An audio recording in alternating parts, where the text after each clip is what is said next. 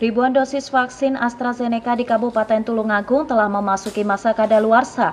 Dalam kemasan vaksin tersebut, kadaluarsanya sejak akhir bulan Februari lalu. Pihak Dinas Kesehatan sendiri telah berkonsultasi dengan pemerintah pusat dan BPOM untuk membahas hal ini. Hasilnya meski kadaluarsa, namun vaksin tersebut tidak rusak dan masih bisa digunakan hingga 9 bulan ke depan. Terdapat 29.000 dosis vaksin AstraZeneca yang sudah kadaluarsa ini.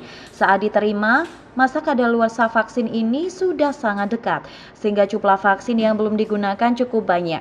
Pemerintah pusat sendiri telah mengeluarkan keputusan yang menerangkan vaksin ini masih bisa digunakan meski telah masuk masa kadaluarsa. Saat ini vaksin masih tersimpan di ruang khusus.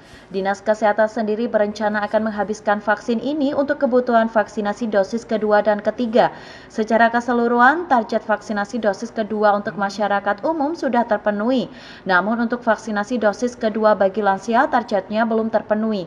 Untuk itu, mereka akan menggunakan vaksin AstraZeneca ini guna memenuhi kebutuhan vaksinasi dosis kedua, ketiga.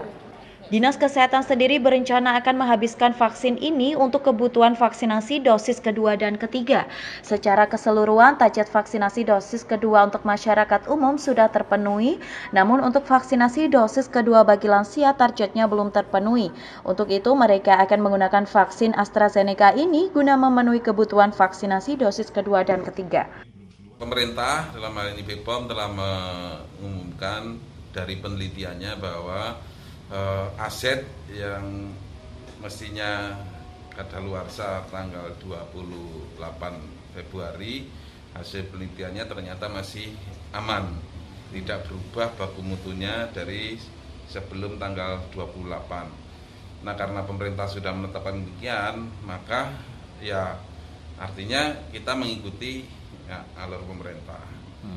Kita lakukan vaksinasi dan sudah berjalan, dan kita lihat, kita ikuti KIPI-nya juga nggak ada problem, nggak ada perbedaan dengan yang sebelum tanggal 28.